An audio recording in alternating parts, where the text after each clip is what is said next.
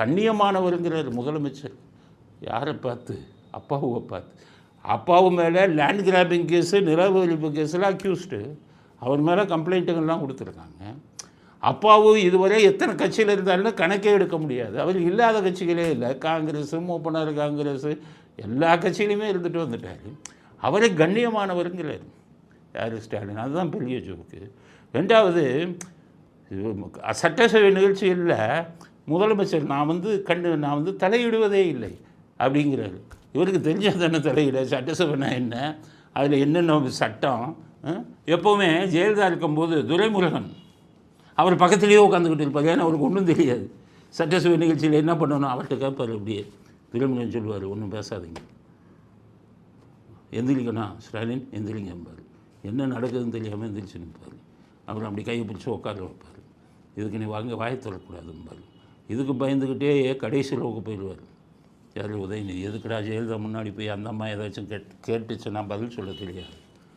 அப்போல்லாம் வந்துக்கிட்டு அப்போ தான் ஜெயலலிதா கேட்டாங்க, யோ தளபதி ஏன் பின்னாடி போய் ஊழியரை முன்னாடி வாங்கினாங்க. அப்படி சட்டசபையை பார்த்தே பயப்படுவார்.